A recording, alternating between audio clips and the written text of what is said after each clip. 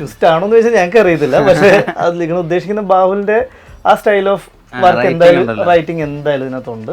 പോലീസുകാരെ നടന്നു കാണാനായിട്ട് എല്ലാ നാറികൾക്കും ഒരു ഹര. ഞാൻ ആകെ നിർബന്ധം പിടിച്ചതെന്ന് വെച്ച് കഴിഞ്ഞാൽ നമുക്ക് സീരിയൽ കില്ലറും ഈ പറഞ്ഞ പോലെ അയാളുടെ ബാക്ക് സ്റ്റോറി ഈ പരിപാടി എന്തായാലും വേണ്ട. ഇപ്പോഴത്തെ ഈ നിലയും ജോലിയൊന്നും നീയോ നിന്റെ തന്തയോ കുടിച്ചെടുത്തുണ്ടാക്കിയൊന്നും. തമിഴിലെ ആൾക്കാരും എല്ലാം ഇത് കാണുമ്പോൾ ഓക്കെ നമുക്ക് ഇങ്ങനൊരു സാധനം ഉണ്ടല്ലോ എന്നുള്ളത് പറയണം എന്നൊരു, അല്ലെങ്കിൽ ആ റീച്ചിലേക്ക് എത്തണം എന്നൊരു ആഗ്രഹം നമുക്കുണ്ട്. M.R. രാധ എന്ന് പറയുന്ന ഗ്രേറ്റ് ആക്ടേഴ്സ്, അദ്ദേഹത്തിൻ്റെ കുറേ ബ്ലാക്ക് ആൻഡ് വൈറ്റ് സിനിമകൾ ഞാനിപ്പോൾ കണ്ടു.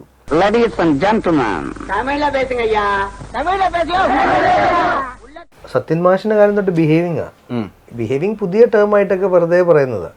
ഇപ്പം എല്ലാവരും ബിഹേവ്, അത് തെറ്റാ. നമ്മളുടെ സോ കോൾഡ് ഇപ്പോഴത്തെ ഗ്രേറ്റ് ആക്ടർ സൂപ്പർ സ്റ്റാർസ് എല്ലാം ബിഹേവ് ചെയ്തിട്ട് തന്നെയാണ് നമ്മൾ കണ്ട സിനിമകൾ പേരെടുത്ത് പറയുന്നില്ല. ഒരു നിന്നും ഷോ ഇറക്കുന്നവനാണ് എന്റെ സന്ത് പുറംപോക്ക് പ്ലൂട്ടോ.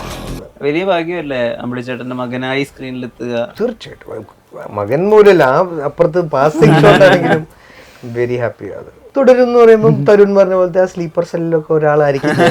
അപ്പം നാച്ചുറലി ഒരു ഭയങ്കര ഒരു റെസ്പോൺസ് കിട്ടുന്ന ഒരു മൂമെന്റിൽ നമുക്ക് ആ ഉള്ളിൽ ആവേശം വരും. കോളേജ് കാലഘട്ടം തൊട്ടുള്ള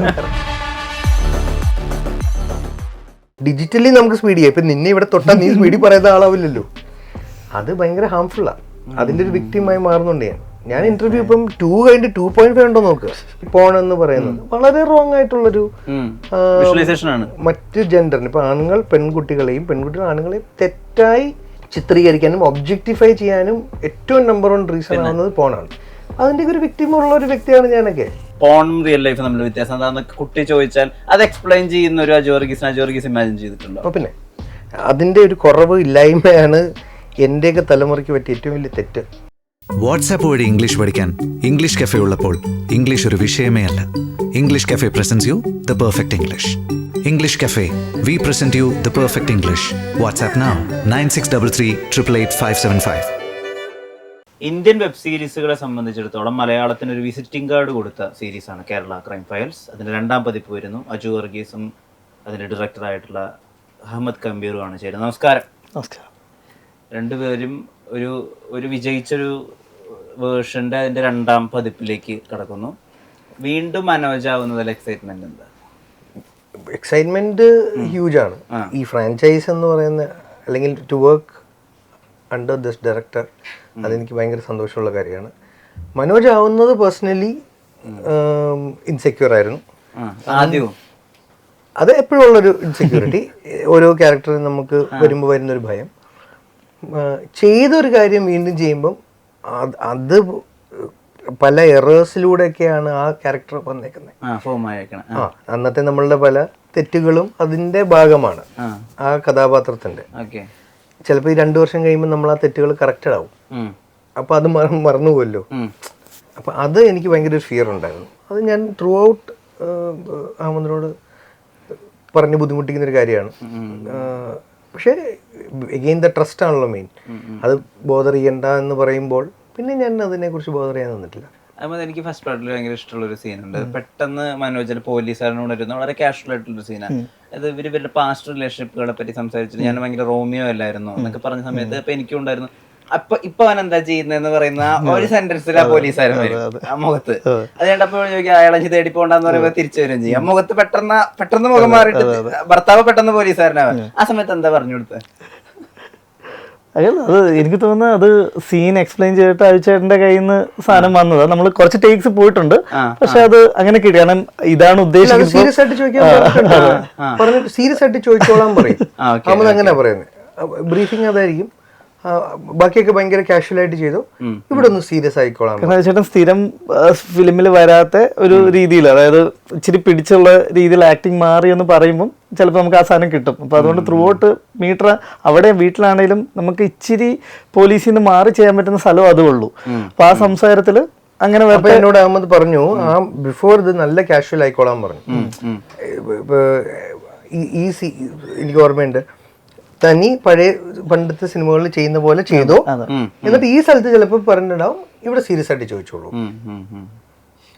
ചേട്ടാ ഇപ്പൊ ഭയങ്കരമായിട്ട് വിറ്റുപോയൊരു ഫോർമുലയാണല്ലോ ഈ ആടി ഇളകുന്ന അജു വർഗീസ്. അപ്പൊ അതിനെ മൊത്തത്തിലൊന്ന് ഒതുക്കണമല്ലോ പോലീസുകാരെന്ന് പറയുമ്പോൾ. അത് നാച്ചുറലി ഇപ്പൊ വരുമോ? ഡിപ്പെൻഡ് ചെയ്യും. അവര് നമ്മൾക്ക് തരുന്ന ടെക്സ്റ്റും എന്നെ ഡിപ്പെൻഡ് ചെയ്യും. ഇപ്പൊ ഇളകിയുള്ളൊരു സംഭാഷണം നമുക്ക് ഒതുക്കി എന്ന് പറയാൻ പറ്റില്ലല്ലോ. ഒതുങ്ങിയുള്ള സംഭാഷണമേ നമുക്ക് അത് പറ്റത്തുള്ളല്ലോ. അത് മാറ്റർ ചെയ്യും. പിന്നെ നമ്മൾ എവിടെയാണോ പ്ലേസ്ഡ് അയക്കുന്നത്, നമ്മളിപ്പോ വളരെ അയാളുടെ ഒരു ബാക്ക് ഡ്രോപ്പ് ഒക്കെ ഇവർ പറയുമ്പം അയാൾക്ക് ഇപ്പൊ മനോജിനെ സംബന്ധിച്ച് മനോജിന്റെ ബാക്ക് ഡ്രോപ്പിൽ റിയൽ ലൈഫ് ക്യാരക്ടറാണ് മനോജ്. ആ CI അദ്ദേഹം ഉണ്ട്. അദ്ദേഹം ഒരു മാഷായിരുന്നു. അപ്പൊ എനിക്ക് ഒറ്റ ബ്രീഫിംഗ് ആയിരുന്നു, ഇതൊരു മാഷാണ്, സോ ഏർപിടുത്തം വേണ്ടാന്ന് ഒറ്റ അടിക്ക് പറഞ്ഞു തന്നു. അപ്പൊ എനിക്ക് പ്ലസ് ആയതെന്ന് വെച്ച് കഴിഞ്ഞാൽ ഇതിന് തൊട്ട് മുന്നേ KCF മുന്നേ ഞാൻ ചെയ്തത് സ്ഥാനാർത്ഥിയാണ്. സോ ഞാൻ അവിടെ മാഷായിരുന്നു. അപ്പൊ ഞാൻ അതിനെ എക്സ്റ്റെൻഡ് ചെയ്ത് യൂണിഫോം അറിയാൻ മതിയായിരുന്നു. അത് പിന്നെ പുള്ളിക്ക് അറിയാം ഈ കറക്ഷൻസ് വേണ്ടതും. ഇപ്പൊ ഞാൻ നേരത്തെ പറഞ്ഞ പോലെ ഇവിടെ ഒന്ന് സീരിയസ് ആയിക്കോ, അല്ലെങ്കിൽ ഇവിടെ ഒന്ന് സമയമെടുത്തോ, അല്ലെങ്കിൽ ഇവിടെ ഒന്ന് നോട്ടം സസ്റ്റെയിൻ ചെയ്തു എന്നൊക്കെ ഉള്ള കറക്ഷൻസ് അവിടെ തരും. അജു വർഗീസ് ഈ വെബ് സീരീസ് സീനില് അജു വർഗീസിനുള്ള ഒരു ഗുഡ് വില്ലുണ്ട്. പേരിലൊരു പ്രീമിയർ ലീഗ് വലിയ വിജയമാണ്. അത് വേറെ തന്നെ ഒരു ഓണറാണ്. ലവ് അണ്ടർ കൺസ്ട്രക്ഷന്റെ പപ്പേട്ടിന് ഭീകര ഫാൻ ഫോളോയിങ്ങും ഇഷ്ടവുമാണ് ആളുകൾക്ക്. കരിയർ ബെസ്റ്റ് ആണ് സത്യം പറഞ്ഞാൽ അജു വർഗീസിനെ സംബന്ധിച്ചിടത്തോളം. എനിക്ക് അങ്ങനെ ഫീൽ ചെയ്തിട്ടില്ല. കേരള ക്രൈം ഫയൽസ് ആ ഗുഡ് വില്ലിനെ പറ്റി അവെയർ ആണോ? ഈ അവെയർ ആണോ എന്ന് ചോദിച്ചാൽ അതൊരു ഭയങ്കര ടെൻഷനാണ്. നമുക്കത് ഒരു ലോഡാണ്. ഓടിക്കഴിഞ്ഞാൽ എനിക്കെപ്പോഴും ഉത്തരവാദിത്വം റിലീസ് ചെയ്യുന്ന റെസ്പോൺസിബിലിറ്റി തീർന്നതാണ് എനിക്ക് പേഴ്സണലി. അതുകൊണ്ട് ഞാനത് ക്യാരിയില്ല. But I am aware. അതായത് ഹോട്ട്സ്റ്റാറിൽ വന്ന എല്ലാ വേഷങ്ങളും എനിക്ക് എൻ്റെ വന്ന എല്ലാ വെബ് സീരീസും എനിക്ക് പേഴ്സണലി എനിക്ക് ആസ്വദിക്കാവുന്ന വേഷങ്ങളും കൂടെയായി. അതുകൊണ്ടല്ലോ നമുക്ക് നമ്മളുടെയും കൂടെ നമുക്ക് സന്തോഷം തരുന്ന ഒരായി. പക്ഷെ അത് കഴിഞ്ഞ് അതിനെക്കുറിച്ച് ചിന്തയില്ല. മോശം വരുന്നതായിരിക്കും ചിലപ്പോൾ നമ്മൾ പിന്നെയും റീവർക്ക് ചെയ്ത് കറക്റ്റ് ചെയ്യണം, അഭിനയിക്കാൻ അല്ലെങ്കിൽ ഡബിൽ എന്തെങ്കിലും കറക്ഷൻസ് പറഞ്ഞിട്ടുള്ള ക്രിട്ടിക്കലി പറഞ്ഞിട്ടുള്ളതാണ് പിന്നെയും നമ്മൾ. അതാണല്ലോ നമ്മൾ വർക്ക് ചെയ്യേണ്ടത്. കേരള ക്രൈം ഫയൽസ് 1 പ്രത്യേകതയായിട്ട് എനിക്ക് തോന്നിയെന്ന് വെച്ചാൽ അയാളൊരു സീരിയൽ കില്ലർ അല്ല. അയാൾക്ക് ഇപ്പൊ പറഞ്ഞ പോലെ ഒരു ക്രിമിനൽ ഇൻസ്റ്റിങ്ക്ട് ഉണ്ടാവും. പക്ഷെ അതിലൊരു ഭയങ്കര ട്വിസ്റ്റ് അല്ല, ഇതിന്റെ ഒരു അന്വേഷണമാണ് ഇതിന്റെ പ്രത്യേകത. പക്ഷെ രണ്ടാം ഭാഗത്തിൽ വരുമ്പോൾ അവിടെ എഴുത്തുകാരനായുള്ളത് ബാഹുൽ രമേശാണ്. അപ്പൊ അവിടെ നമ്മൾ നാച്ചുറലി എല്ലാവരും ട്വിസ്റ്റുകൾ പ്രതീക്ഷിക്കുന്നുണ്ട്. വളരെ ഓർഗാനിക് ആയിട്ടുള്ള ഈ മൈൻഡ് ബെൻഡിങ് ട്വിസ്റ്റുകൾ നമ്മൾ പ്രതീക്ഷിച്ചു പോകുന്നുണ്ട്. കാരണം അതാണ് അദ്ദേഹം ചെയ്തു വെച്ച ബോഡി ഓഫ് വർക്ക് കിഷ്കിന്ധാഖണ്ഡം. അപ്പം ഇവിടേക്ക് വരുമ്പോഴും ആളുകൾ പ്രതീക്ഷിക്കുന്നുണ്ട് 1 പോലെ അല്ലാതെ ഇവിടെ ട്വിസ്റ്റുകൾ ഉണ്ടാവുമെന്ന്. അത് ജസ്റ്റിഫൈ ചെയ്യോ? 1 നമ്മൾ ഓൾറെഡി റിയൽ പോലീസ് കേസിൽ നിന്ന് കിട്ടിയത്. അപ്പം ഞാൻ ആകെ നിർബന്ധം പിടിച്ചതെന്ന് വെച്ച് കഴിഞ്ഞാൽ നമുക്ക് സീരിയൽ കില്ലറും ഈ പറഞ്ഞ പോലെ അയാളുടെ ബാക്ക് സ്റ്റോറി ഈ പരിപാടി എന്തായാലും വേണ്ട. Pure police investigation. പിന്നെ ഈ പറഞ്ഞ പോലെ പോലീസുകാരുടെ ലൈഫിലെ സാധാ അണ്ടർഡോഗ്സ് ആയ പോലീസുകാർ, പിന്നെ അവരുടെ ലൈഫ്, കോമൺ ആൾക്കാർ എന്നുള്ള സാധനം അതായിരുന്നു ഫസ്റ്റിൽ നമ്മൾ ആ ഒരു ഇതിൽ ഉദ്ദേശിച്ചത്. സെക്കൻഡിലേക്ക് ഒരു ബാഹുൽ വരുമ്പം ഞാൻ ആകെ കൊടുത്ത ബ്രീഫ് എന്ന് വെച്ച് കഴിഞ്ഞാൽ അവൻ്റെ സ്റ്റൈലിലുള്ള ഒരു സാധനം ആകണം. പിന്നെ എനിക്കും 1 ചെയ്ത് ഒന്നും ഇതിൽ ചെയ്യണ്ട. അപ്പോൾ സെക്കൻഡ് സീസണിൽ പോലീസുകാരുടെ ഫാമിലി എലമെൻസോ പേഴ്സണൽ സാധനങ്ങൾ വളരെ കുറവാണ്. ഇല്ല, അങ്ങനത്തെ സാധനങ്ങളൊന്നുമില്ല. സീരിയസ് ആയിട്ട് പ്യുവർലി കേസ് തന്നെയാണ്.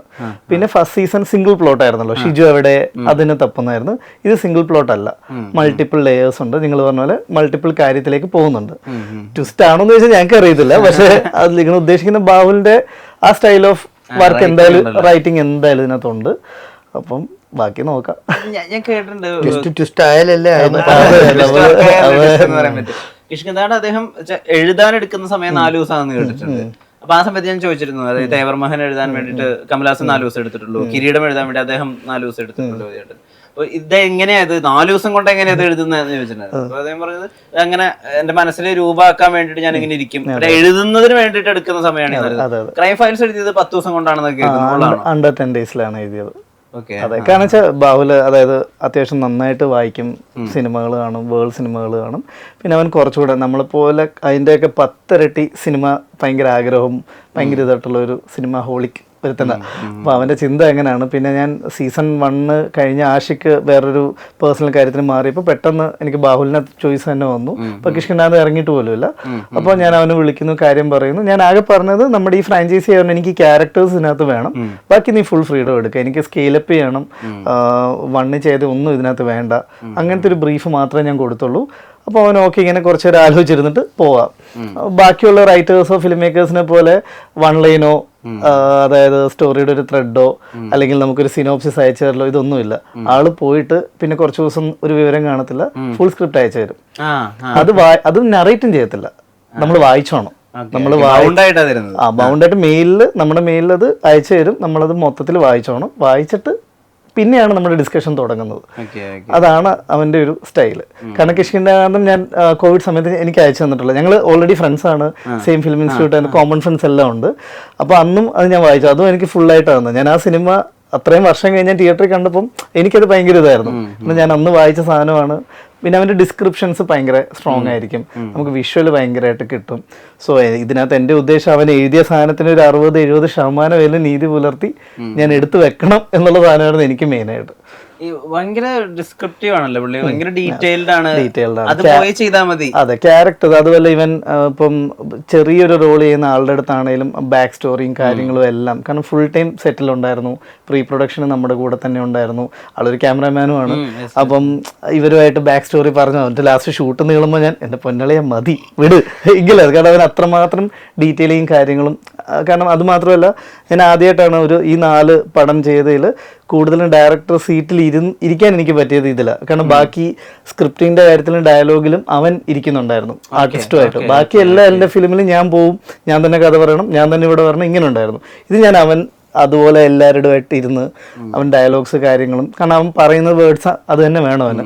പിന്നെ ത്രില്ലറും ആണല്ലോ, അപ്പോൾ അതുകൊണ്ട് വേർഡ്സ് പോലും മാറ്റാൻ സമ്മതിക്കത്തില്ല. അങ്ങനെ പർട്ടിക്കുലറായിട്ട് അത് തന്നെ പറയണം. എനിക്ക് ലവ് ആൻഡ് കൺസ്ട്രക്ഷൻ കണ്ട സമയത്ത് കുറേ സ്ഥലങ്ങളിൽ അങ്ങനെ കമ്പയർ ചെയ്ത് പറയല്ല, പണ്ട് നമുക്കൊരു സെറ്റ് ഓഫ് ക്യാരക്ടർ ആർട്ടിസ്റ്റുകൾ ഉണ്ടായിരുന്നു. ചേട്ടാ ഗോപിച്ചേട്ടൻ ഉണ്ടായിരുന്നു, അല്ലെങ്കിൽ ഒടുവിൽ ഉണ്ണികൃഷ്ണൻ ഉണ്ടായിരുന്നു. അപ്പം എനിക്ക് അതിലെ കുറേ സാധനങ്ങൾ കണ്ടപ്പോൾ ഈ ഒടുവിൽ ഉണ്ണികൃഷ്ണൻ ചേട്ടനൊക്കെ ചില സീൻസിന് ആള് ഒട്ടും പ്രതീക്ഷിക്കാതെ ചില ഇംപ്രവൈസേഷൻ ചെയ്യും, ഡയലോഗേ ഇല്ലാതെ. ഇപ്പോൾ നമ്മുടെ സന്ദേശത്തിനകത്ത് സിദ്ദിഖ് വീഴുന്ന സമയത്ത് ഈ ചിരി മാറ്റുമല്ലോ കൈകൊണ്ട്, ജസ്റ്റ് ഒരു കൈകൊണ്ട്, അതുപോലത്തെ കുറച്ച് സാധനങ്ങൾ ഈ പെൺകുട്ടിയുടെ വരെ പെണ്ണ് കാണാൻ പോകുമ്പോൾ സംസാരിക്കുമ്പോഴൊക്കെ ഈ ജനലയുടെ അവിടെ നിന്ന് രാജയുടെ പെട്ടെന്ന് ഭാവം മാറ്റുന്നുണ്ട്. ഇപ്പോഴും മറ്റേ കോപ്പിയടി വർക്ക് ചെയ്യുന്നുണ്ടോ? ഭയങ്കര ടെക്സ്റ്റ് ബുക്കുള്ള സമ്പന്നമല്ല, ഞാൻ പറഞ്ഞിട്ടുണ്ടല്ലോ.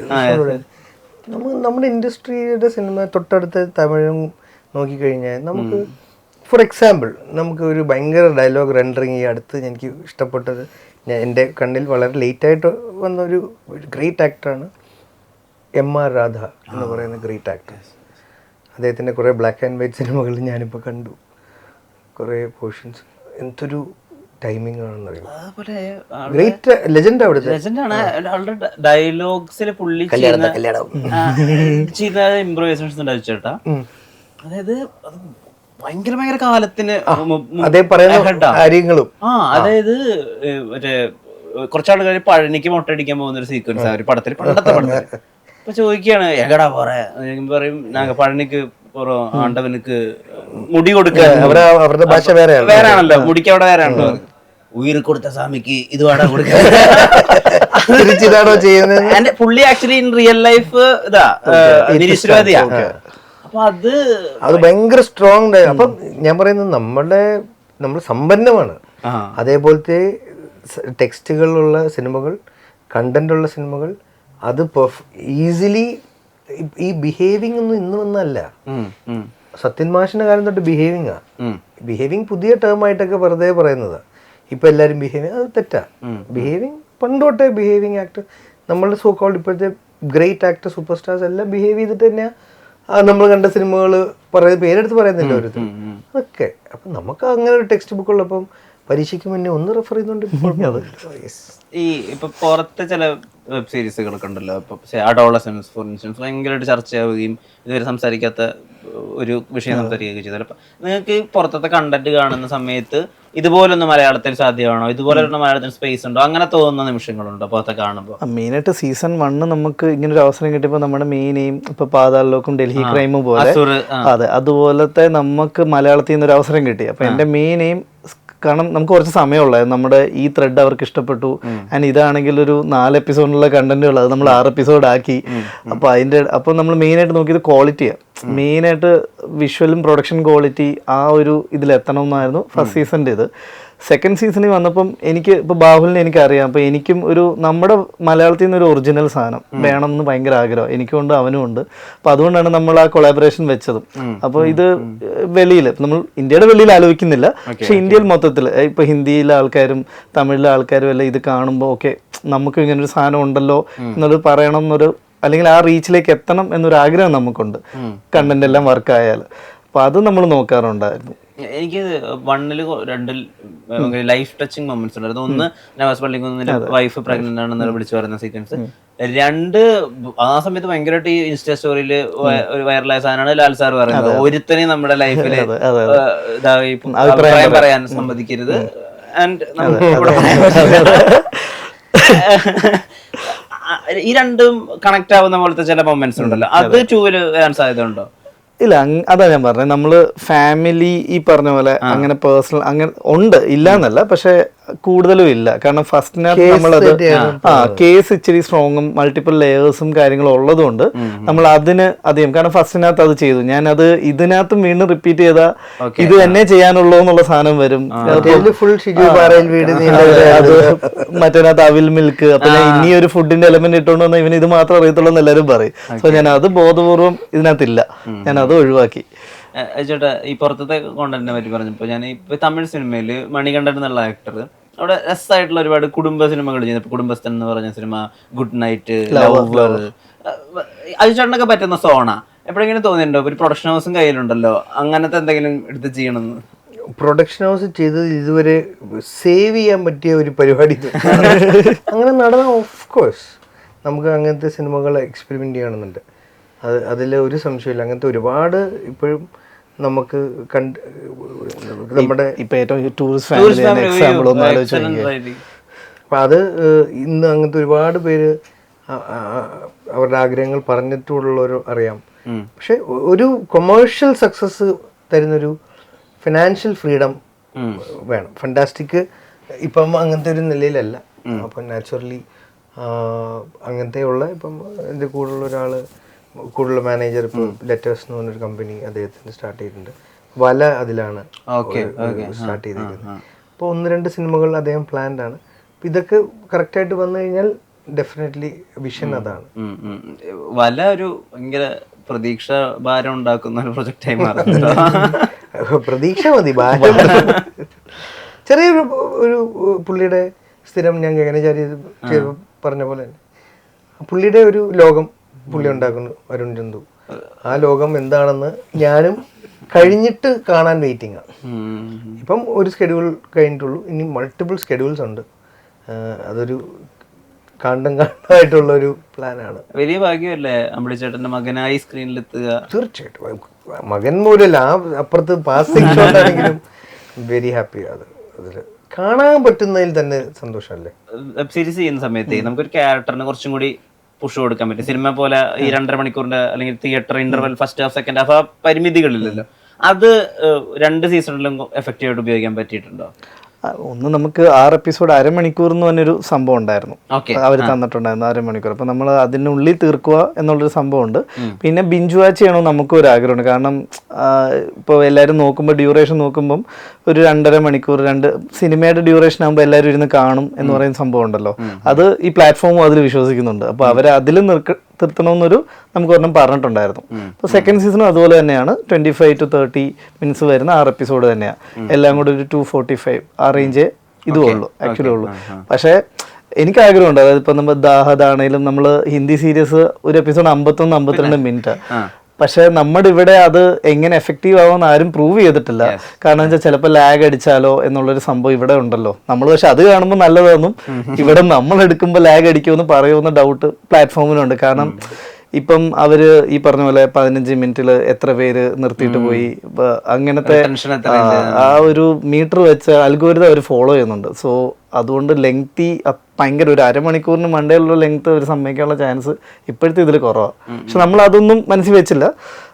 ടൈമും ഞാൻ ബാഹുലിനോട് സത്യം പറഞ്ഞാൽ പറഞ്ഞിട്ടില്ലായിരുന്നു. ഞാൻ പറഞ്ഞിട്ട് 6 എപ്പിസോഡ് വേണം, നീ എഴുത്. അല്ല ഞാൻ വേറെ ചോദിച്ചോട്ടെ, ബാഹുലിനോട് അല്ലെങ്കിൽ ഇപ്പൊ ഫസ്റ്റ് എഴുതിയ റൈറ്ററിനോട് ഈ ക്ലിഫ് ഹാങ്ങർ ഇടാൻ എങ്ങനെ പറഞ്ഞു കൊടുക്കുക? ഇല്ല, ഫസ്റ്റ് എഴുതുമ്പോൾ എന്ന് വെച്ച് കഴിഞ്ഞാൽ നമുക്ക് ആ പ്ലോട്ട് ഉള്ളത് കൊണ്ട് ഞാൻ വിചാരിച്ചു ഒരുമിച്ച്, കാരണം നമ്മുടെ ഒരു ഫേമസ് കേസ് 2011 നടക്കുന്ന അതേ സമയത്താണ് ഇത് നടക്കുന്നത്. അപ്പൊ രണ്ടിനും ഈ പറഞ്ഞ ബാഡ്ജ് കിട്ടി. എപ്പോഴും പോലീസിൽ ഒറ്റ തവണ ബാഡ്ജ് ഓഫ് ഓണർ കൊടുക്കാൻ പറ്റത്തുള്ളൂ. പക്ഷെ അത് ചരിത്രം മാറിക്കൊണ്ട് ഇവർ അന്നത്തെ സമയത്ത് ഈ ഫോണ് മറ്റേത് ട്രാക്ക് ചെയ്യാൻ പാടാ, അങ്ങനെ കിട്ടിയതാ. അപ്പം ഞാൻ പറഞ്ഞു ഡേ വെക്കാം നമുക്ക്, ഒരു ത്രില്ലിങ് ഡേ 1 ഡേ 2 6 ദിവസം കൊണ്ട് കണ്ടുപിടിക്കൂ എന്ന സാധനം. അങ്ങനെ അപ്പൊ നമുക്ക് ഡേയ്സ് ആയി. അപ്പൊ ആ ഗ്രാഫ് പിടിക്കാൻ പറ്റും. പിന്നെ ഈ പറഞ്ഞ പോലെ അവൻ എൻ്റെ കൂടെ തന്നെ ഉണ്ടായിരുന്നു. അപ്പുറത്തെ മുറിയിൽ നിന്ന് അവൻ എഴുതും, എനിക്ക് അയച്ചു തരും. അപ്പൊ നമുക്ക് ചിലപ്പോൾ ലാസ്റ്റത്തെ ആ ക്യാൻറ്റീനിലെ അതൊക്കെ നമ്മൾ ഉണ്ടാക്കുന്ന ഡ്രാമയാ. അപ്പൊ അത് എവിടെന്ന് അവനെ കിട്ടും. ശരിക്കും ഒരു KSRTC ബസ് സ്റ്റാൻഡിന്റെ അടുത്തുള്ള ഒരു ഹോട്ടലിൽ നിന്ന് പുള്ളിയെ പിടിച്ചത്. അപ്പൊ നമുക്ക് അതറിയാം, പക്ഷെ അങ്ങനെ പിടിച്ചിട്ട് കാര്യമില്ല. ഈ പറഞ്ഞ പോലെ ഒരു ത്രില്ലടിക്കണം. അപ്പൊ പോലീസ് ക്യാൻറ്റീനിൽ തന്നെ ഉണ്ടെങ്കിലോ, പോലീസ് യൂണിഫോം ഇട്ട ആൾക്കാർ പോകുന്നുണ്ട്, അവിടെ തന്നെ ചായ ഒക്കെ കൊടുക്കുന്നവനാ ഇവൻ എന്നുള്ള രീതിയിലാക്കിയാലോ. അതൊക്കെ ലാസ്റ്റ് മിനിറ്റ് നമുക്ക് അങ്ങനെ കിട്ടിയതാ. അപ്പൊ നമ്മള് ഓൾറെഡി വെബ് സീരീസ് കാണുമ്പം അറിയാലോ അവസാനം ഒരു ക്ലിഫ് ഹാങ്ങർ ഉണ്ട് എന്നുള്ള സാധനം. അപ്പൊ അത് നമ്മൾ പറയും, എടാ അടുത്ത എപ്പിസോഡ് കാണിക്കണം, കാണാൻ വേണ്ടി ആൾക്കാരിരിക്കണം. ഇപ്പം ഫസ്റ്റിൽ നമുക്ക് ഈ കൂടുതലും അത് ഫോഴ്സ് ചെയ്ത് കാണിക്കാനുള്ള സീക്വൻസ് അങ്ങനെ വെക്കുമായിരുന്നു. സെക്കൻഡ് കുറച്ചുകൂടെ അത് കുറവാ, ഉണ്ട് ക്ലിഫ് ഹാങ്ങേഴ്സ് ഉണ്ട്. ഇപ്പൊ ഡൽഹി ക്രൈമിൽ നമ്മൾ ഫസ്റ്റ് എപ്പിസോഡിൽ ആ സിമ്പിൾ കണ്ടോണ്ടല്ലേ ഫസ്റ്റ് ഇത് പോകുന്നത്. അതായത് സ്കൂളിൽ എല്ലാ ബസ്സുകൾ തപ്പുന്നു, കിട്ടുന്നില്ല. ലാസ്റ്റ് ഒരാൾ കയറി ചെല്ലുമ്പോൾ ആ ഗണപതിയുടെ അത് കാണുന്നു. പക്ഷെ അത് പോലീസുകാർ കയറാൻ പോയപ്പോൾ ഇത് വേറെ ബസ്സാന്ന് തന്നെ ഇറങ്ങി പോകുമ്പോൾ അങ്ങനത്തെ സെക്കൻഡ് സീസൺ കുറച്ചുകൂടെ അങ്ങനത്തെ പഞ്ചസ് ആയിരിക്കും കൂടുതൽ. തുടരും ഇറങ്ങി വലിയ വിജയമായപ്പോ കുറെ കാലത്തിന് ശേഷം കുറെ ആളുകളുടെ ഉള്ളിൽ ഫാൻ ബോയ്സ്, അതായത് ആക്ടേഴ്സ് ഡയറക്ടേഴ്സിന്റെ ഉള്ളിൽ തന്നെ ഫാൻ ബോയ്സ് ഉണ്ടിരുന്നു. അവർ ആ പടത്തെ ഒരു സാധാരണ പ്രേക്ഷകനെ പോലെ ആസ്വദിക്കുകയും ആർമാദിക്കുന്നതും ഒക്കെ കാണാൻ തോന്നി. അതുചേട്ടൻ ഇപ്പോഴും ഇപ്പൊ വൺസ് ലാൽ സാറിന്റെയോ അല്ലെങ്കിൽ മമ്മൂക്ക സാറിന്റെയോ സുരേഷ് ഏട്ടന്റെയോ ഒക്കെ പടം തിയേറ്ററിൽ തുടങ്ങിയാൽ ഈ നടൻ ഒക്കെ മാറി ആരാധകനായി മാറുമോ? പിന്നെ ഏത് സിനിമ കാണുമ്പോഴും നടനല്ലോ, അവിടെ നമ്മൾ പ്രേക്ഷകൻ തന്നെ. ഏത് സിനിമ നമ്മളൊരിക്കലും ഒരു സിനിമയിൽ പ്രവർത്തിക്കുന്ന വ്യക്തി എന്ന് പറഞ്ഞാൽ ഞാൻ കാണാറില്ല.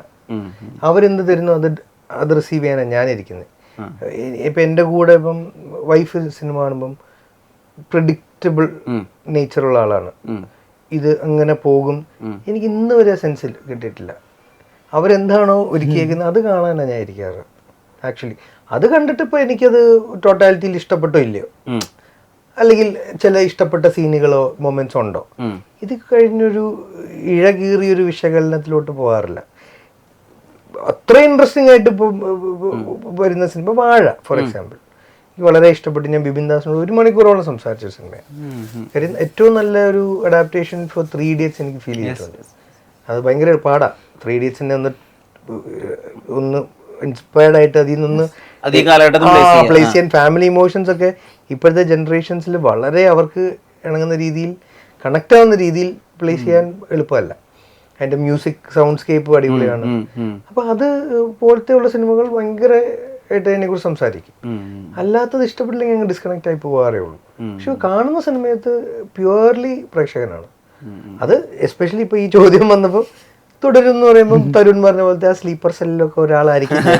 അപ്പൊ നാച്ചുറലി സാറിന്റെ ഒരു ഭയങ്കര ഒരു റെസ്പോൺസ് കിട്ടുന്ന ഒരു മൊമെന്റിൽ നമുക്ക് ആ ഉള്ളിൽ ആവേശം വരും. കോളേജ് കാലഘട്ടത്തൊട്ടുള്ള ഫണ്ടാസ്റ്റിക്കിലും ഇല്ലേ മറ്റേ സ്ഫടികത്തിന്റെ ഇൻട്രോ മുഴുവൻ അദ്ദേഹത്തിന്റെ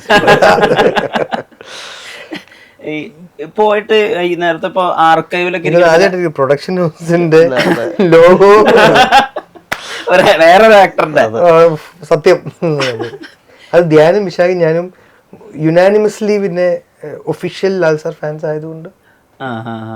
ഇപ്പൊ നേരത്തെ നമ്മൾ പണ്ടത്തെ no offense to other actors, നമ്മൾ ഈ ഫാൻ ബോയ് എന്ന് പറയുന്നത് ഒരു ഇച്ചിരി ആവേശം കൂടുതലായിരിക്കുമല്ലോ, അതാണല്ലോ ഈ ഫാൻ എന്ന് പറയുന്നത്. വളരെ റയറായിട്ട് ഇപ്പൊ ആളുകൾ പണ്ടത്തെ ബ്ലാക്ക് ആൻഡ് വൈറ്റ് കാലഘട്ടത്തിൽ ഒരു പടം പോയിട്ട് അത് കണ്ടിട്ട്, കാരണം കുറെ ആക്ടേഴ്സ് പറയാ അന്നത്തെ ആക്ടിങ് അല്ലെങ്കിൽ അന്നത്തെ എക്യുപ്മെന്റ്സ് ഒക്കെ വേറെയാണ്, അതുകൊണ്ട് അതിൽ നമുക്ക് ഒന്നും എടുക്കാനില്ല എന്നൊക്കെ പറയുന്നിടത്ത് വളരെ റയറായിട്ട് മിഷ്കിൻ സാറൊക്കെ അതിനുവേണ്ടി കുറെ വാദിക്കാറുണ്ട്. പണ്ടത്തെ പടങ്ങൾ എന്തുകൊണ്ടാണ് ആളുകൾ കാണാത്തത്, അതിൽ നിന്ന് തന്നെയാണ് ഇപ്പോഴും പഠിക്കാനുള്ളത്. അതിചേട്ടൻ അങ്ങനെ ഇപ്പോഴും എഫേർട്ട് എടുക്കുന്നുണ്ടോ?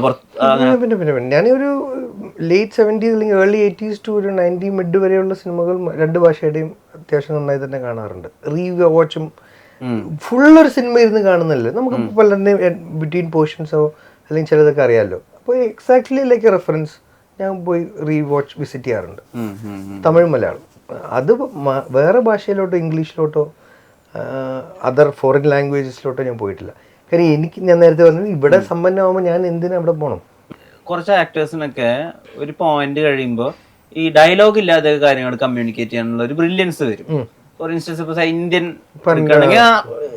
ഫേമസ് ആയിട്ടുള്ള വേണു സാറിന്റെ സീക്വൻസ് ഇപ്പൊ അങ്ങനത്തെ ഒരു എക്സ്പെർട്ടൈസ് വർക്ക് ആവുന്നുണ്ടോ അജു വർഗീസിന്? ഡയലോഗ് ഭാരമാവുന്ന ചില സമയങ്ങളുണ്ട്, ഇല്ലാന്നല്ല. ചില സമയങ്ങളിൽ ഒരു നോട്ടത്തിൽ കമ്മ്യൂണിക്കേറ്റ് ചെയ്യാവുന്ന സാധനങ്ങൾ അവിടെ ഒരു ഡയലോഗ് ഇന്നുണ്ടെങ്കിൽ അതൊരു ക്രിഞ്ചായി മാറുന്ന കാലമായി.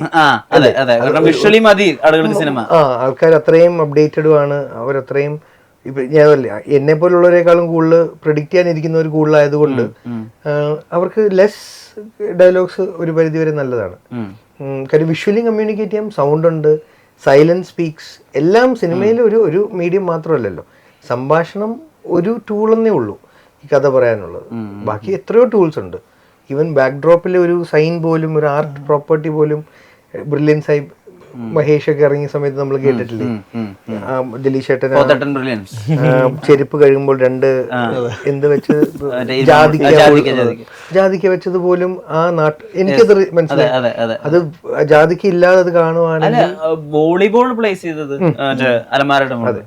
അപ്പൊ അതൊക്കെ ഒരുപാട് അർത്ഥങ്ങൾ കമ്മ്യൂണിക്കേറ്റ് ചെയ്യുന്ന കാലമാണെന്ന് ഇന്ന് മാത്രമല്ല അത് പണ്ടും മനസ്സിലാവുന്നുണ്ട്. ഇന്റർനെറ്റ് ഉള്ളത് കൊണ്ട് നമ്മുടെ കൈവെള്ളയിൽ അത് എത്തുന്നു.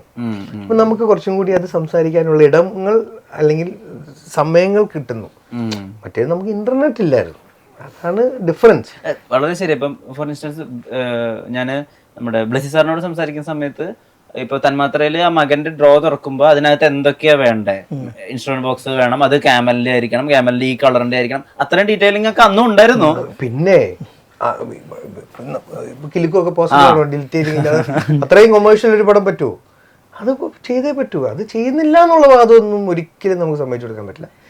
ഇത് ഇന്ന് അതിനുള്ളൊരു ഫോണിൽ കാണുമ്പോൾ അത് പോസ് ചെയ്യാനും സ്ക്രീൻഷോട്ട് എടുത്ത് പിന്നെ ഇരുന്ന് സ്റ്റഡി ചെയ്യാൻ അവസരം കൂടിയപ്പോൾ അതിനുള്ള ശ്രദ്ധ കൂടിയെന്ന് മാത്രം. കുറച്ചധികം സിനിമകളിൽ അജു വർഗീസ് അങ്ങനെ കഥയൊന്നും കേൾക്കാതെ പോയി അഭിനയിച്ചു എന്നൊക്കെ കേട്ടിട്ടുണ്ട്. കഥ ഓഫ് ദ ഫുൾ കഥ കേൾക്കും വിഷ്ണു. എന്താ കഥ എന്ന് പറഞ്ഞാൽ ഒരു 5 മിനിറ്റിലോ 2 മിനിറ്റിലോ പറയാം ഏത് സിനിമയുടെയും. ആ കഥ അറിയാം, ഞാൻ എന്താണ്, ഇതാണ് കൂടുതലും സംഭവിച്ചേക്കുന്നത്. മലർവാടിയും തട്ടത്തിൻ പറയത്തും ഒരു പരിധിവരെ ലവ് ആക്ഷൻ ഡ്രാമയും സായം മേക്കറിയും ഗൂഢാലോചനയും ലവകുശിയൊക്കെ ഉണ്ടാവുള്ളൂ. ഞാനൊരു തിരക്കഥ കേട്ടിട്ടുണ്ടാവുക. അത് വേറെ രീതിയിലും കൂടി ഇൻവോൾവ് ചെയ്തത് കൊണ്ടായിരിക്കാം. പിന്നെ മിഥുൻ്റെ ഒരു സിനിമ അർദ്ധരാത്രിയിലെ കൂടാ എന്ന് പറഞ്ഞിട്ട്, അത് ഇത്രേ ഉള്ളൂ പെട്ടെന്ന് ഓർക്കുകയാണെങ്കിൽ. ഈ കുട്ടേട്ടനാവുന്നതിനൊന്നും അങ്ങനെ വലിയ ബ്രീഫിംഗ് ഒന്നുമില്ല. കുഞ്ഞിരാമായണം കേട്ടിട്ടുണ്ട്. കേട്ടിട്ടുണ്ട്. അതെന്താ വെച്ചാൽ ധ്യാന്റെ ഡേറ്റ് എടുക്കാൻ ബേസിൽ വന്നേക്കായിരുന്നു. അപ്പൊ ക്യാരംസ് കളിച്ചോണ്ടിരിക്കായിരുന്നു. ഞാൻ ഇവിടെയും പിന്നെ ഇവിടെയും ബേസിൽ എവിടെയും കളിക്കുക. അപ്പൊ കഥ പറയുന്ന അവിടെ ചന്തു അപ്പൊ കേട്ടേ പറ്റൂ. അന്ന് ഇയാളും ഉണ്ടായിരുന്നു, ദീപുവും. ഇത് ചെയ്യുമ്പോ അറിയോ ഇത് കാലത്തിന് അതീതായിട്ട് ട്രോളുകളിലായാലും അല്ലെങ്കിൽ കുട്ടേട്ടൻ്റെ ഒരു ഫോട്ടോ തരുവായാലും ഒക്കെ വർക്ക് ആവും? അങ്ങനൊന്നും ഇല്ല. പപ്പേട്ടൻ എന്ന് പറയുന്ന ആള് ഒരു കാലഘട്ടത്തിന്റെ റെപ്രസെന്റേഷനായി കുറെ കാലം കഴിഞ്ഞ് അയാൾ ഇല്ലാതാവുന്നതാണെന്നുള്ളൊരു തോന്നലുണ്ടായിരുന്നു. കാര്യം വേറൊന്നുമല്ല, എനിക്ക് അവിടെയും പെട്ടെന്ന് വന്നത് പഴയ സിനിമകളാണ്. പഴയ സിനിമകളിൽ പണ്ട് കാല് കിണ്ടിയിൽ വെള്ളം വെച്ച് കഴുകി വരുന്ന ഒരാവശ്യമില്ലാതെ നിന്റെ വീട്ടിൽ നിന്ന് അല്ലെങ്കിൽ എന്റെ വീട്ടിൽ നിന്ന് ഭരിക്കുന്ന ഒരു അമ്മാവന്മാരുടെ ഒരു സംസ്കാരം ഉണ്ടായിരുന്നു. അപ്പൊ ഈ വീട്ടിലെ ചെറുപ്പക്കാർക്ക് തോന്നി ഈ തെണ്ടി എന്തിനിപ്പോ വന്നേക്കുന്നത്. ആ അമ്മാവന്മാരൊന്നും ഇല്ലല്ലോ. ഇന്ന് ന്യൂക്ലിയർ കുടുംബങ്ങളായി മാറി, കൂടുതലും മരുമക്കത്തായും മാറി അല്ലേ. ആ സാധനം കുറഞ്ഞു. ഇല്ലാന്ന് ഞാൻ പറയില്ല, എന്നാലും വളരെ കുറഞ്ഞു. അപ്പൊ ആക്സസ് ഈ വീട്ടിലെ ഗ്രഹനാഥയോ അല്ലെങ്കിൽ ഇത് പവർ അവര് തന്നെയായി. അപ്പൊ അങ്ങനെയുള്ള പുറത്തുനിന്നുള്ള എക്സ്റ്റേണൽ പവേഴ്സ് കുറഞ്ഞു, അഭിപ്രായങ്ങൾ പറയാനുള്ളു. അപ്പൊ ഇല്ലാണ്ടായെന്ന് തന്നെ പറയാം. ഇപ്പൊ ഇതേപോലത്തെ പപ്പന്മാർ കുറച്ചൊരു 20 വർഷം കഴിഞ്ഞ് ഇല്ലാണ്ടാവും, ഇങ്ങനത്തെ ബൂമറുകൾ. അപ്പൊ ഇല്ലാണ്ടായി പോകുന്നൊരു സാധനമാണ് നമ്മളിപ്പോ ചെയ്യുന്നെന്നുള്ളൊരു ബോധ്യം ഉണ്ടായിരുന്നു. കാര്യം കുറെ വർഷം കഴിഞ്ഞ് ഇങ്ങനെ ഒരു പപ്പന്മാരൊക്കെ ഉണ്ടായിരുന്നു എന്ന് പറയുന്ന ഒരു ക്യാരക്ടറാണ്. അജേട്ടാ, ഞാൻ ഇതിന്റെ ആദ്യത്തെ സീസൺ 1 ഇന്റർവ്യൂ എടുക്കാൻ വേണ്ടി വന്ന സമയത്ത് അജേട്ടൻ ഭയങ്കര ഇൻവോൾവ്ഡ് ആയിരുന്നു. ഇത് ഇന്റർവ്യൂ എടുക്കുന്നതിന്റെ ലൈറ്റിങ്ങിനെ പറ്റി വരെ, അതായത് എങ്ങനെയായിരിക്കും നമ്മുടെ ഇന്റർവ്യൂവിന്റെ ഒരു ഫ്രെയിം വരിക എന്ന് വരെ ഇന്റർവ്യൂ എടുക്കുന്ന കുട്ടികളോട് വന്ന് ചോദിക്കും, ഫ്രെയിം കാണുകയൊക്കെ ചെയ്തിട്ടുണ്ട്. അതൊരു ഇൻവോൾവ്മെന്റിന്റെ ഭാഗമാണ്. അപ്പൊ അങ്ങനത്തെ ഒരാൾക്ക് ഒരു പ്രൊജക്ട് സെറ്റ് ചെയ്തിട്ട് ഡയറക്ട് ചെയ്യാനോ എഴുതാനോ ഒക്കെ ആഗ്രഹമുണ്ടോ? ആഗ്രഹം ഉണ്ടായിരുന്നു, അതായിരുന്നു ആഗ്രഹം. സിനിമയിലോട്ടുള്ള എൻ്റെ ഫസ്റ്റ് താല്പര്യം. റൈറ്റർ ആവുക അല്ലെങ്കിൽ ഡയറക്ടർ, സിനിമ ഇങ്ങനെ പിടിക്കുക, സിനിമ പിടിക്കുക അല്ലേ, അങ്ങനെയല്ലേ പറയാം, സിനിമ പിടിക്കണം എന്നല്ലേ പറയുള്ളൂ. പക്ഷെ അതിൻ്റെ ഒരു പിന്നിലെ ഭയങ്കരമായൊരു ക്ഷമ, ഫസ്റ്റ് ഫാക്ടർ, ക്ഷമ എന്നിൽ പോയി. ക്ഷമ ഇല്ലാത്ത ആളായി മാറി ഞാൻ. അതിൻ്റെ ഒരു റീസൺ ഞാൻ മനസ്സിലാക്കുന്നത് ഇന്റർനെറ്റിന്റെ ഒരു അതിപ്രസരം ഒരു ഫാക്ടറാണ്. കാര്യം ഇന്റർവ്യൂ ഞാൻ 2x സ്പീഡിൽ കാണാൻ തുടങ്ങി. അപ്പൊ വിഷ്ണു ഇപ്പൊ എന്നോട് സംസാരിക്കുന്നത് പോലെ എനിക്ക് ലാഗാവും ചില സമയത്ത്. ഞാൻ പറയുന്നത് ഫോർ എക്സാമ്പിൾ, ഒരാൾ എന്നോട് ഒരു വ്യക്തി ഇപ്പൊ ഡയറക്ടർ വന്ന് ബ്രീഫ് ചെയ്യുമ്പം അല്ലെങ്കിൽ കഥ നറേറ്റ് ചെയ്യുമ്പം എനിക്ക് മനസ്സിലായി കഴിഞ്ഞു ഇപ്പൊ പറയാൻ ഉദ്ദേശിച്ച ഒരു പോയിന്റ് എങ്കിൽ പിന്നെ ഒരു മര്യാദയുടെ പുറത്താണ് ഞാൻ കേട്ടിരിക്കേണ്ടി വരുന്നത്. മനസ്സിലായോ? അല്ലെങ്കിൽ ആ വ്യക്തിയെ ഞാൻ അപമാനിക്കാൻ പാടില്ല. അപ്പൊ അതിന്റെ റീസൺ എന്താ?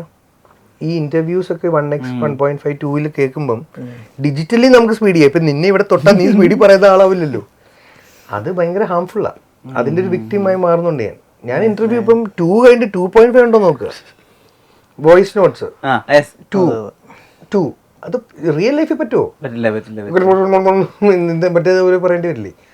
അത് എൻ്റെ ഒരു വിക്ടിം ഇച്ചിരി ആണ് ഞാൻ. അപ്പൊ അതാണ് എൻ്റെ ഈ ഒരു റെസ്റ്റ്ലെസ്നെസ് അല്ലെങ്കിൽ ഒരു ക്ഷമക്കുറവിനൊരു റീസൺ. ഒരു ഡയറക്ടർക്ക് ക്ഷമയില്ലാതെ പറ്റില്ല.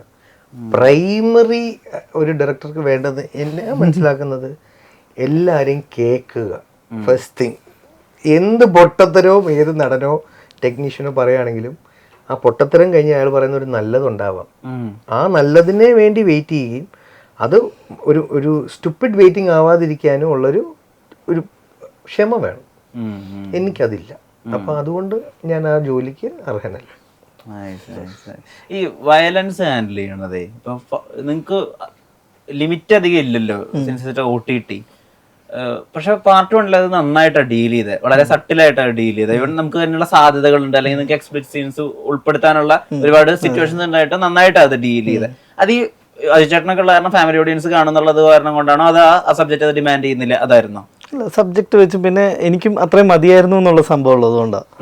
കാരണം പ്ലാറ്റ്ഫോം അല്ലെങ്കിൽ അങ്ങനത്തെ ഇതൊന്നും കാരണം വെബ് സീരീസ് വന്നപ്പോൾ നമുക്ക് കുറച്ചുകൂടി ഇപ്പം ലാൽ സാറിനെ തെറി വിളിക്കുന്നു, ഇപ്പൊ എല്ലാരും എന്റെ അത് കാണുമ്പോൾ പറയുന്നത് നിന്റെ ജൂണും മധുരതും കഴിഞ്ഞ് നന്മമരം കഴിഞ്ഞ് മറ്റേ മോഡ് അങ്ങനത്തെ രീതിയിലാണ് പറഞ്ഞത്.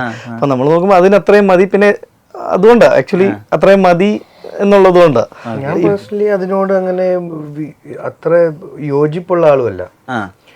ഇപ്പൊ ഒരു ആൺ പെൺ റിലേഷനിൽ അവരുടെ വളരെ ഒരു ഇന്റിമേറ്റ് ഒരു മൊമെന്റ് ആണെന്ന് ഇന്ന് പ്രേക്ഷകർ മനസ്സിലാവുന്ന കാലമൊക്കെ ആയല്ലോ. ഇത്രയും അതിപ്പോ കാണിക്കേണ്ട കാര്യമൊന്നുമില്ലല്ലോ.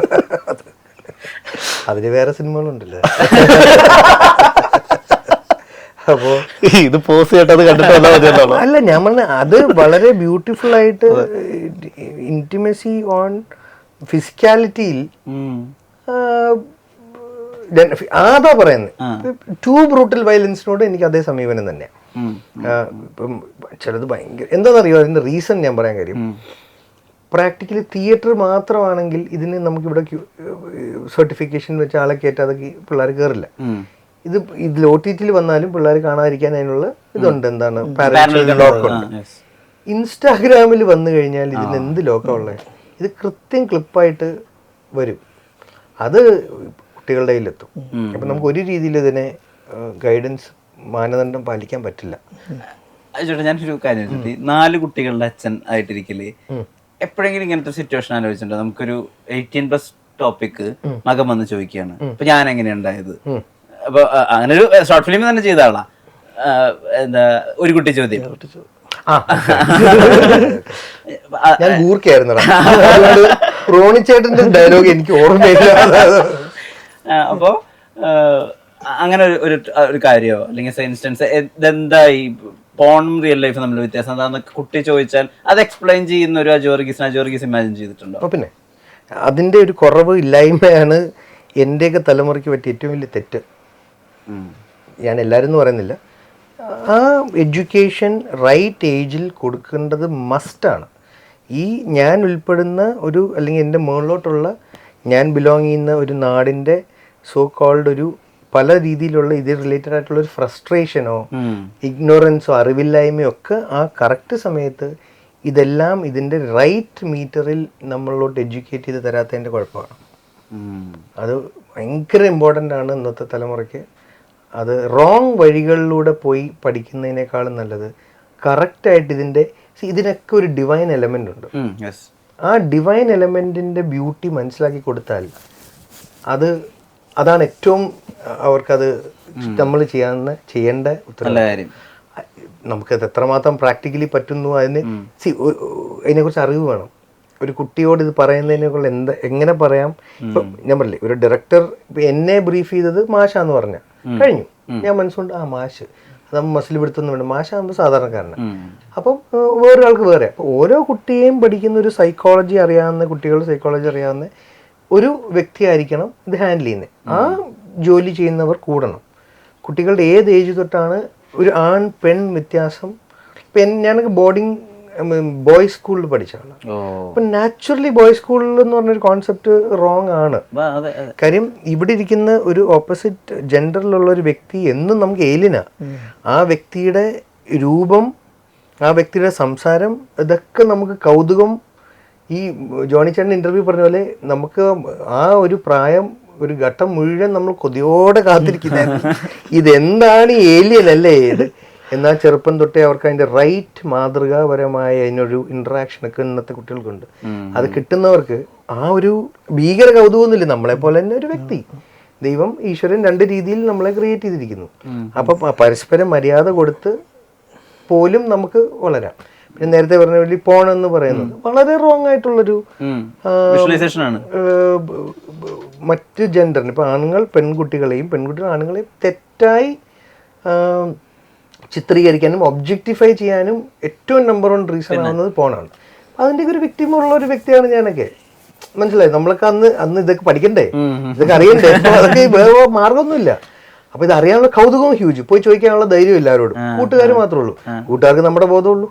അല്ല മറ്റേ മാഷന്മാരോട് ചോദിക്കാൻ പറ്റുമോ? വീട്ടിൽ ചോദിക്കില്ലല്ലോ. അപ്പൊ കൂട്ടുകാർ നമ്മൾ ഒരേ അതാണെന്ന് ചോദിച്ചാൽ അതാണെന്ന് പറയാനുള്ള ബുദ്ധി അവനുള്ളൂ. നമ്മുടെയൊക്കെ ടെക്സ്റ്റ് ബുക്ക് ഈ പറയുന്ന റോങ് ഒരു ടെക്സ്റ്റ് ബുക്കാണ്. അത് പൂർണ്ണമായും രണ്ട് ജെൻഡറുകളെയും ഒബ്ജക്റ്റിഫൈ ചെയ്യുന്നൊരു, കാശടിച്ചു മാറ്റുന്ന ഒരു തെറ്റായ സാധനമാണ്. ഒരു $1 ട്രില്യൺ ബില്യൺ ഇൻഡസ്ട്രിയാണ്. തെറ്റവും ഇല്ല, അതിന്റെ എത്തിക്സ് വേറെ. അത് കാശുണ്ടാക്കുന്നതൊക്കെ അതവരുടെ ഇഷ്ടം. പക്ഷെ ഒരു ജനറേഷനിലോട്ട് അത് പോകുന്നത് ഈ ഒരു പരസ്പരമായ ഒരു റെസ്പെക്റ്റിനെ അത് ബാധിക്കുന്ന കാര്യം. അത് തീർച്ചയായിട്ടും അതിനെ മാറ്റാൻ ഇത് വിവരമുള്ളവർ സംസാരിക്കണം. കുട്ടികൾ അവരിൽ കംഫർട്ടബിൾ ആവണം. അവർ കറക്റ്റ്, അവർക്കറിയാം ഇത് ഇന്നതാണെന്നൊക്കെ മനസ്സിലാക്കി കഴിഞ്ഞു. ഇതെന്ന് പറഞ്ഞാൽ ഇത് മുഴുവൻ തെറ്റ് പഠിപ്പിച്ച് ഇതിലൂടെ ഉള്ള ഇതൊക്കെ ജീവിതത്തിൽ റിയലാണെന്ന് വിശ്വസിപ്പിച്ച് അതിൻ്റെ പുറത്ത് എന്താ പറയുക, ഇൻഡ്യൂസിങ് ഹോർമോണൽ ഫാൻറ്റസീസ് ആണ്. ഇൻഡ്യൂസ് ചെയ്യാണ്. അത് തെറ്റാണ്. നാച്ചുറലി വരേണ്ട ഒരു ഫാൻറ്റസി അല്ലെങ്കിൽ ഒരു ഇമോഷൻ അല്ലെങ്കിൽ ഒരു റഷ്യനെ നമ്മൾ ഇൻഡ്യൂസ് ചെയ്യാണ്. എക്സ്ട്രാ ഡ്രഗ് പോലാണ്. അപ്പോൾ അത് നല്ല പ്രാക്ടീസ് അല്ല. ക്രൈം ഫയൽസ് ഇറങ്ങുന്ന സമയത്ത് ഈ അജിചേട്ടന്റെ ക്യാരക്ടർ വരുന്നത് എൻ്റെ ഒരു ആഗ്രഹം, ഈ മെയിൻ ക്യാരക്ടറിന് എന്തെങ്കിലും ഒരു പ്രശ്നം പറ്റിയിട്ട് ഇരിക്കുന്ന സമയത്ത് അങ്ങനെ സഹായിക്കാൻ വേണ്ടി വരിക, ഹീറോയ്ക്കൊക്കെ ആയിട്ട് അങ്ങനെ വരുമല്ലോ. എനിക്കിപ്പോ അത് പറയാൻ പറ്റുന്നില്ല. സംഭവം എല്ലാരും ഉണ്ട്. പക്ഷെ ഇതിനകത്ത് ലീഡ് ആക്ച്വലി അർജുനാണ്. പക്ഷെ ഈ പറഞ്ഞ പോലെ ഇവർ വരുന്നത് ഒരു പോലീസ് സ്റ്റേഷനിലേക്കും ലാൽ സാറ് അവിടുത്തെ സ്റ്റേഷൻ ഹെഡുമാണ്.